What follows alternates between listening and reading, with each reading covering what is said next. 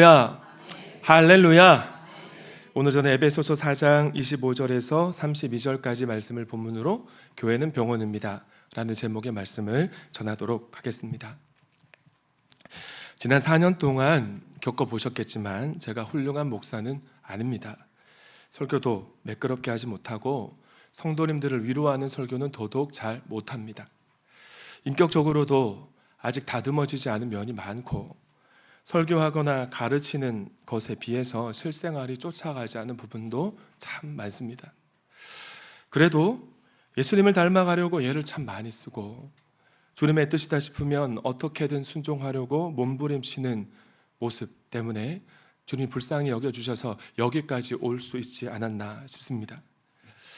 5년 전 제 모습을 기억하신 성도님들은 이따금 제게 말씀하시고 또 이렇게 후문이 들려오기를 진 목사 참 많이 변했다라는 말씀을 하세요. 근데 여러분, 사람은 잘 안 변하지 않습니까? 저 왜 이렇게 변할 수 있었느냐? 가정교회와의 만남 때문에, 가정교회에서 만난 좋은 사람들 때문에 아주 정말 조금 변할 수 있었던 것 같아요. 사실 동암교회 부임하기 전까지는 다정교회를 잘 몰랐습니다.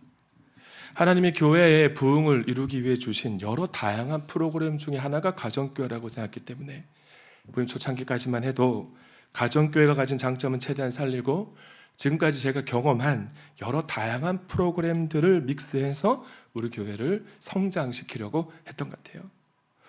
근데 가정교회 네트워크 안에 들어와서 사람들을 만나 보니까 지금까지 제가 만나고 경험했던 분들과는 달라도 너무 다른 겁니다.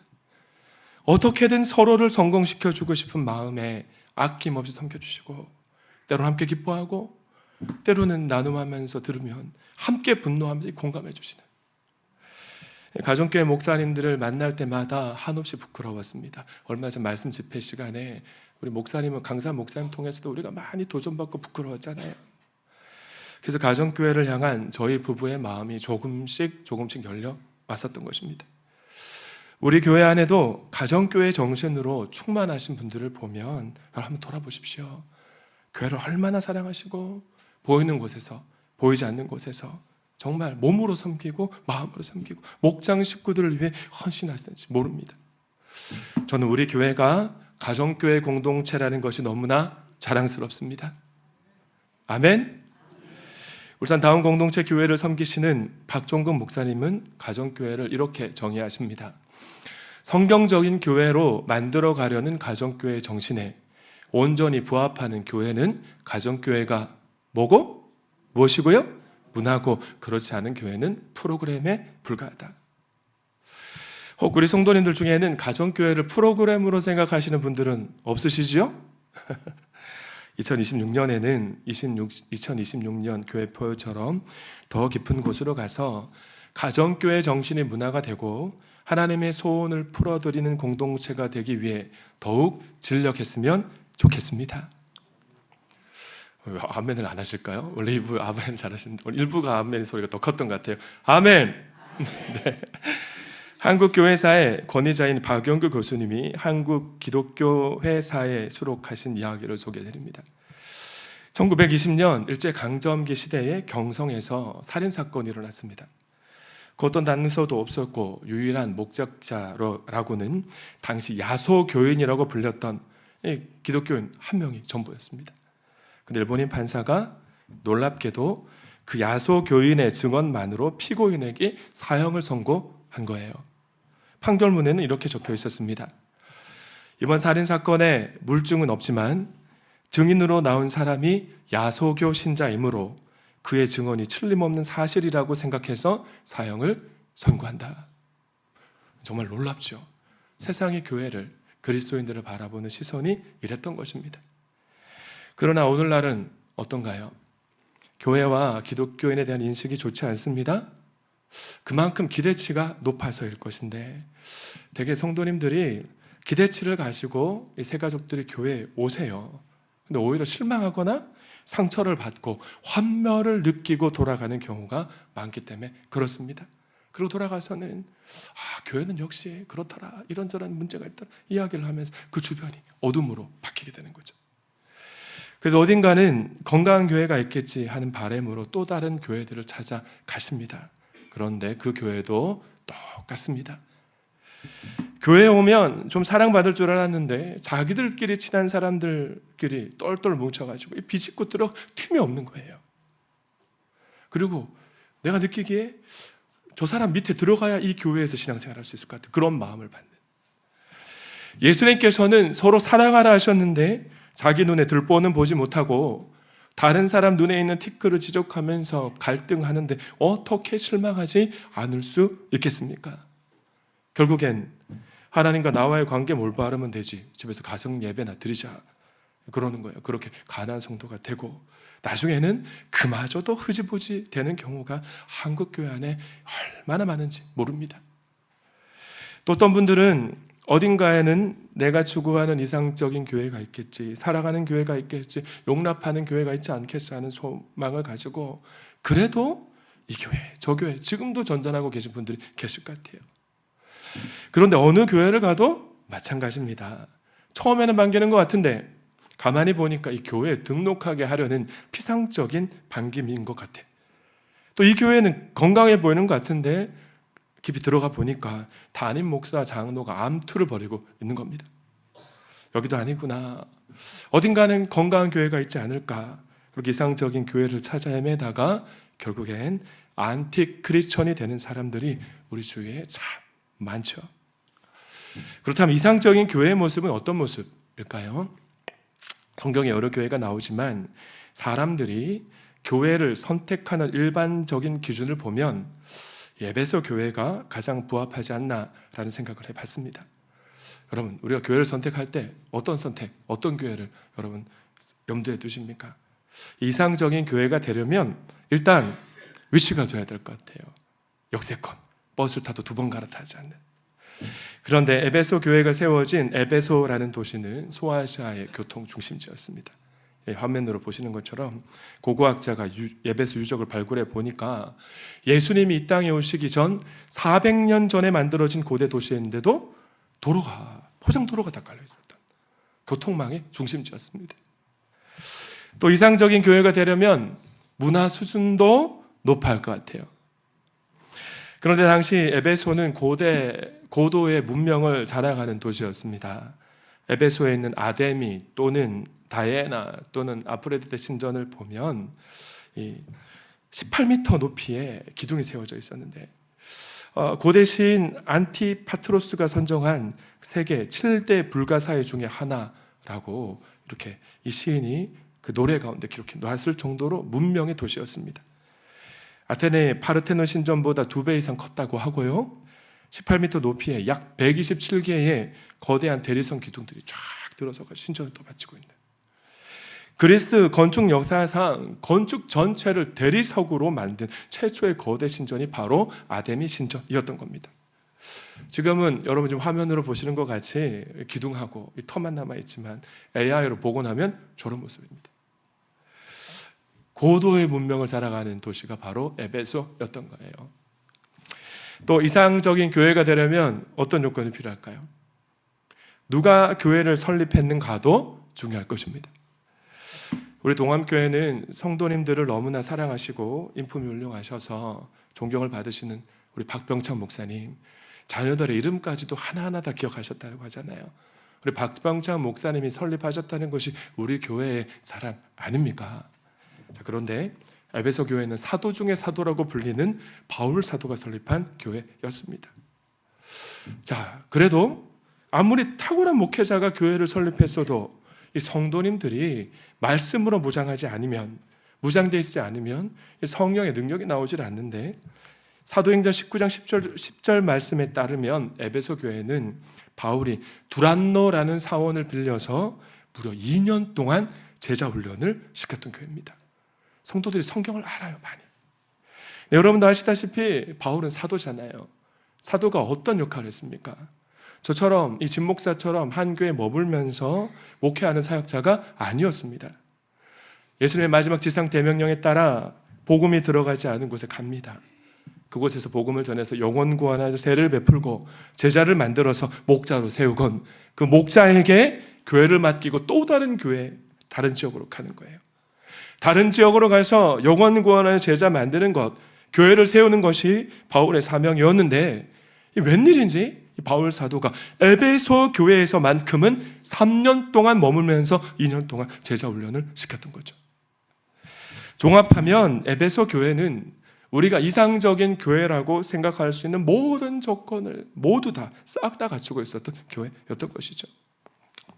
자, 그런데 오늘 본문을 통해 에베소 교회의 속살의 모습 몇 면을 살펴보도록 하겠습니다.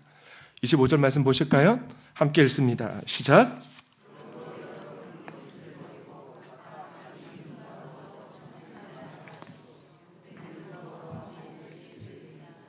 여러분, 공부 잘하는 자녀에게 공부하라는 말 할 필요가 있나요? 없나요? 왜 없어요? 알아서 잘하니까. 매일 새벽 기도하시는 권사님에게 기도하라는 말 할 필요가 있습니까? 없죠. 당연히 하고 계시니까. 우리가 누군가에게 무엇을 하라고 하는 것은 그 사람이 그것을 안 알고 있기 때문이고요. 반대로 무엇을 하지 말라고 하는 것은 그 사람이 그것을 안 하고 있기 때문일 것입니다. 바울 사도가 에베소 교회 성도를 향해 거짓을 버려라, 각기 자기 이웃과 더불어 참된 말을 하라고 명령한 이유가 뭘까요? 에베소 교회에 거짓말쟁이들이 모여 있었고 거짓말쟁이들이 모인 공동체였기 때문에 그런 것입니다. 26절 말씀도 함께 읽어주십니다. 시작.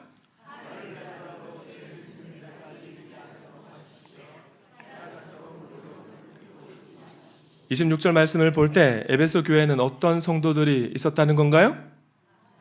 그렇죠. 혈기 충만한 성도들이 많았고요. 28절은 더 놀랍습니다. 도적질하는 사람은 다시는 도둑질하지 말고 수고를 하여 제 손으로 떳떳하게 벌이를 하십시오. 그리하여 오히려 궁핍한 사람들에게 나누어 줄 것이 있도록 하라. 에베소 교회는 어떤 사람들이 있었습니까? 도둑놈들이 있었던 거예요. 도둑놈들이 모인 교회였습니다. 도둑질하는 사람이 없으면 바울이 도둑질하지 말라는 이야기 왜 하겠어요, 여러분? 왜냐하면 당시 헬라 사회가 빈부격차가 심했거든요. 노예들이 주인의 물건 훔치거나 상거래에서 부정직한 행위를 하는 것이 흔했습니다. 그런데 예수 믿기 전의 삶의 방식이 완전히 변화되지 않은 이방인 출신 성도들이 꽤 많이 공동체 안에 있었던 거예요. 생경 절도자들이 많았던 것입니다.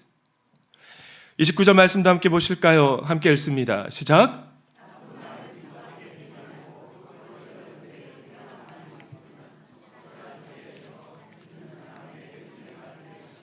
자, 여기서 나쁜 말로 번역된 헬라 로고스 사프로스는요, 욕설, 조속한 언어, 거짓말, 중상모략, 험담, 뒷담, 음란한 농담, 상대방을 비판하는 말 등을 뜻하는 단어입니다. 자, 이를 미루어 볼 때 에베소 교회에는 덕스럽지 않은 말, 사람들의 인상을 찌푸리게 하는 사람들이 참 많았던 거죠. 자, 그런데 이 모습이 바로 주님이 꿈꾸시는 이상적인 교회의 모습임을 믿으시기 바랍니다. 사실 우리가 생각하는 이상적인 교회는 성인들이 모인 공동체잖아요. 우리가 왜 교회에서 실망합니까? 교회에서 천국을 기대하기 때문에 상처받고 실망하는 거 아니겠어요? 그러나 주님이 꿈꾸시는 교회는 죄인들이 모인 공동체인 줄 믿습니다. 아멘을 하나 동의가 안 되시나 봐요. 그래서 최영기 목사님은 교회를 이렇게 정의하셨습니다. 저를 따라 하실까요? 교회는 성인들의 공동체가 아니라 죄인들이 모인 병원이다. 아멘이십니까? 위선적이고 거짓말하는 사람들, 혈기 충만한 사람들, 덕스럽지 않은 언행을 하는 사람들, 술, 담배, 노름, 음란에 중독된 사람들이 모여서 하나님의 사랑 가운데 부어주시는 말씀과 성령의 능력으로 사랑받고 사랑하고 용납받고 용납하고 존중받으면서 치료를 받아가는 곳이 바로 교회인 것입니다. 교회가 뭐라고요? 병원이요, 병원.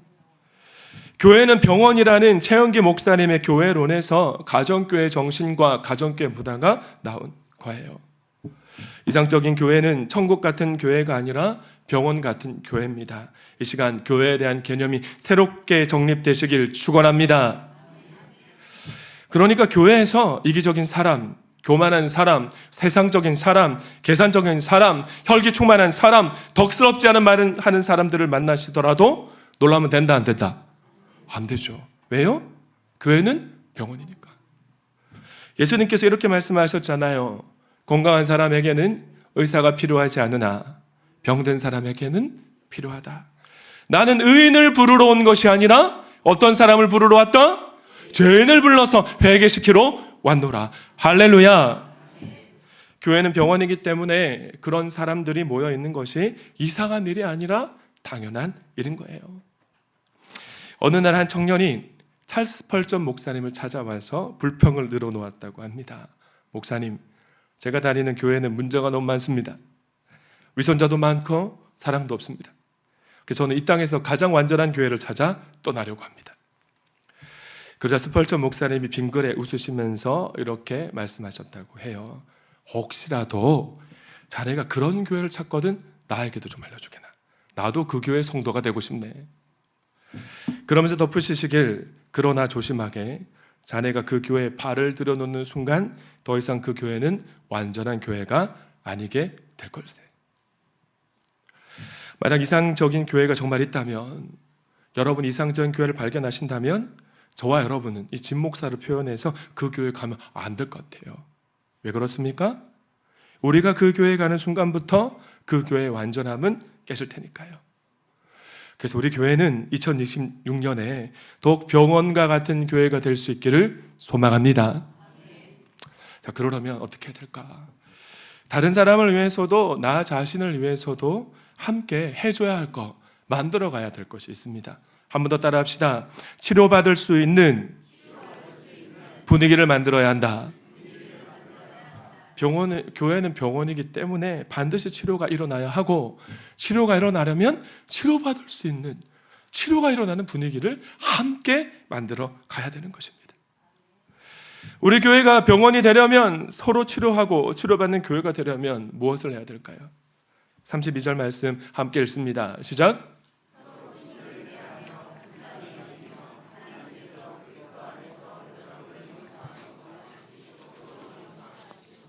먼저 우리 안에 이제 순서가 좀 바뀌어야 됩니다. 우리 안에 불쌍히 여기는 마음이 필요합니다. 우리가 어떻게 서로를 불쌍히 여길 수 있을까요? 그렇게 나한테 상처 준 사람이 있다고 생각을 해봅시다. 그렇게 상처 주고 받았는데 어떻게 불쌍히 여길 수 있겠습니까? 제가 생명의 삶 시간에 나누는 간증인데요, 제가 사역 초창기 시절 황금교회를 섬길 때 일입니다. 당시 제가 사역을 처음 시작했으니까 에고 충만했습니다. 제 생각과 다른 것 용납이 안 되는 거예요. 교육 제외 시간에도 손 딱 들고 제 생각은 다릅니다. 이 교육 전도사가 막 그랬거든요. 담임 목사님께서는 그런 저를 열정 있다 보셔서 새로 개척하는 아동 2부 사역자로 임명하셨습니다. 개척 부서니까 교육 목자가 많이 없는 거예요. 작년 교육 목자라고는 부장 집사님과 회계로 섬기시는 안 집사님밖에 없었고 청년 교육 목자들이 대부분이었는데, 문제가 뭐냐면 이 청년부를 지도하시는 목사님이 토요일 날 제가 청년들과 함께, 이 교육 목자들과 함께 밖에 전도하라고 하고 다음 날 주일 사역을 준비하려고 하는 그 시간에 딱 맞춰서 기도를 하는 거죠. 한두 번은 그럴 수 있겠다 싶었는데 나중에 그게 계속 반복이 되니까 이거 의도가 있는 게 아닌가 그런 생각이 들고, 나중에 분하고 밉고 나 증오하게 되고 너무너무 막 스스로 상처가 되고 힘든 거예요. 어느 정도 제가 그 목사님을 미워하는 마음이 들었었냐면, 밤에 꿈을 꾸는데 그 목사님하고 제가 멱살을 잡고 싸우는 겁니다. 제가 그 목사님한테 빡 때렸는데 옆에서 잠을 자던 아내가 왜 때려? 그러면서 일어나서 얼굴에 멍이 드는, 이게 언약한 인간의 모습입니다. 근데 시간이 지나고 기도하는 가운데 주님 이런 마음을 주셨어요. 당시에 진대원 전도사 같은 별나고 까다로운 사역자를 만나서 나이는 자기보다 많고 늦게 신앙을 시작해서 교육 전도사한테 마음껏 뭘 부탁할 수도 없고, 그분 참 힘들었겠다. 그러니까 제가 너무 미안한 마음이 들고 긍휼한 마음이 들더라고요. 전화 걸어서 제가 사과했지 뭡니까? 우린 상대방 입장에 설 때 상대방을 비난하거나 정죄하지 않고 주님이 우리를 긍휼히 여기시는 것처럼 상대방을 긍휼히 여길 수 있습니다. 그것이 필요합니다. 긍휼이. 두 번째, 어떤 태도가 필요합니까? 서로를 부드럽게 따뜻하게 대하는 태도인데 우리 교회의 가장 큰 장점이 바로 이것이 아닌가 합니다. 우리 교회 처음 방문하시는 분들, 또 함께 교제하면서 알아가시는 분들, 또 함께 참 친절하다 따뜻하다 말씀하시잖아요. 세 번째, 어떤 마음과 태도가 필요하죠? 바꿔 말하면 용납하는 분위기가 교회 안에 있을 때 치료가 일어납니다. 바꿔 말씀드리면 잘못을 계속 꼬집는 교회에서는 절대로 치료가 일어나지 않는 거죠. 병원에서도 그렇잖아요. 어떤 사람이 뇌출혈이 와서 병원에 입원했다고 생각해 봅시다. 스트로크가 일어나서 몸이 잘 말을 안 들으니까 밥을 먹을 때 제대로 먹을 수 있습니까? 자꾸 흘리는 거죠. 근데 간호사가 들어오더니 아니 이 환자가 이 아무개 씨 밥도 제대로 못 먹고 흘리면 어떡해요? 막 이렇게 잘못을 꼬집는 거예요. 그리고 막 병실에 있는 사람들에게 밥도 제대로 못 먹는 바보가 입원했다고 막 비난하고 다니면 이 뇌졸중 환자가 얼마나 기가 막히겠습니까? 성격이 모난 사람이 교회에 와서 한번 변해보려고 하는데 이게 쉽게 변화가 잘 안 되잖아요, 여러분. 그런데 아무개 성도 한성질 하더라. 저 사람 조심해야 돼. 쑥덕쑥덕 한다면. 또 이기적인 사람이 남을 희생하는 사람이 되고 싶어서 교회에 왔는데 저 사람은 자기밖에 몰라. 이 수근수근 비난한다면 이 교회에 치료가 일어나겠습니까? 작년 추석 때 저희 아버지가 소천하실 뻔 하셨습니다. 아시죠, 여러분? 성도님들이 걱정해 주시고 기도해 주셔서 의사가 소생 가능성이 1%도 안 된다고 하셨는데 극적으로 살아나셔서 좀 회복 과정에 계십니다. 지금 저렇게 V질도 하시고요.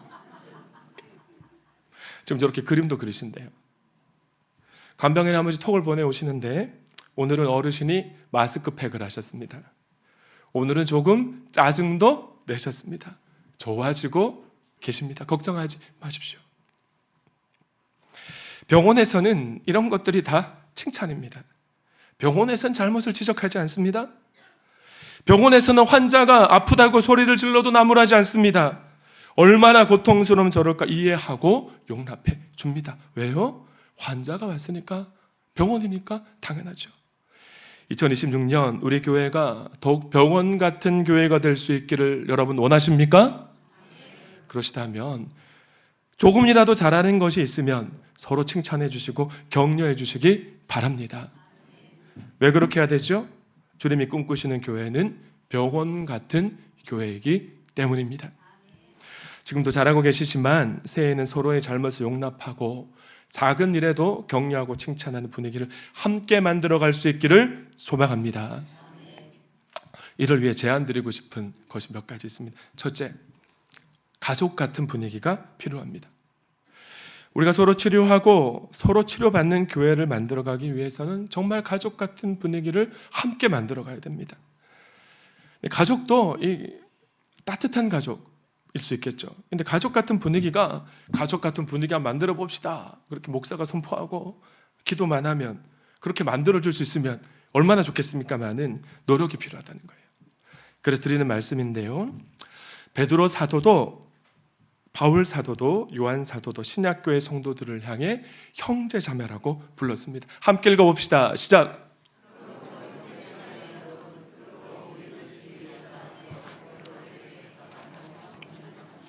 심지어 요한 사도는 따뜻하게 나의 자녀들아 라고까지 부르면서 가족 같은 관계를 친밀하게 표현하려고, 관계를 좁히려고 예를 썼었습니다. 우리 교회는 성경적인 교회를 만들어 가려고 꿈꾸는 가정교회 공동체잖아요. 그래서 목장 모임에서만큼은 서로를 향해 부르실 때 장로님, 권사님, 집사님, 성도라고 부르지 마시고 어떻게 불러야 됩니까? 맞습니다. 목자님, 목녀님, 목원님, 또는 목자님, 목녀님, 형제님, 자매님이라고 한번 불러봤으면 좋겠어요. 형제님, 자매님. 이제 대부분의 목장이 직분을 부르지 않고 아무개 목원님이라고 이제 부르시잖아요, 그죠? 아무개 목원도 좋지만 더 가족 같은 분위기를 만들어가기 위해서는 아무개 형제님, 아무개 자매님이 더 좋지 않나 생각합니다. 설교를 준비하면서 왜 싱글 공동체, 청년부는 장년 공동체보다 더 친밀할까 깊이 제가 고민을 해봤어요. 그랬더니 호칭의 영향이 있겠다라는 생각을 하게 된 거죠. 연합교회 안에서는 나이 차이가 나는 권사님, 집사님들에게, 장로님들에게 형제님, 집사님 뭐 그러기가 어색하잖아요. 그죠? 그래서 가정교회 공동체는 직분을 부르기보다 제가 전화해서 물어보니까 어르신, 부형님, 모매님이라고 부른대요. 근데 우리 교회는 아직까지는 자연스럽지 않을 것 같아서 연합교회 안에서만큼은 장로님, 권사님, 집사님이라고 부르셔도 좋겠지만 목장 안에서는 같은 또래끼들은 어떻게 부르라고요? 형제님, 자매님. 약간 나이가 차는 분에게는 목원님이라고 부르시면 좋겠습니다. 이렇게 부르시길 원하시는 분은 아멘 합시다. 아멘 안 한 쪽이 많았네요. 일부는 다 아멘 하셨는데 다시 한번 이렇게 부르시길 원하시는 분은 아멘. 네, 교회의 치료가 일어나려면 부정적이지 않고 긍정적인 분위기가 되어야 됩니다. 바울은 언제든지 여러분 무엇을 하지 말라는 이야기를 하면요, 그 다음에 반드시 무엇을 하라는 이야기를 덧붙였어요. 25절 말씀을 보십시다.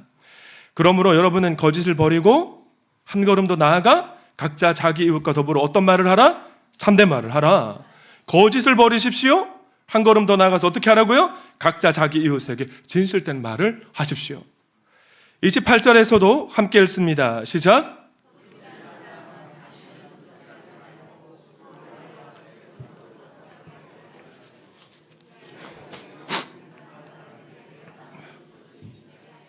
남의 것을 훔치지 않는 것뿐만이 아니라 한 걸음 더 나아가는 겁니다.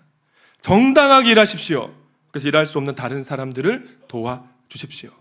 29절도 마찬가지입니다. 함께 읽습니다. 시작.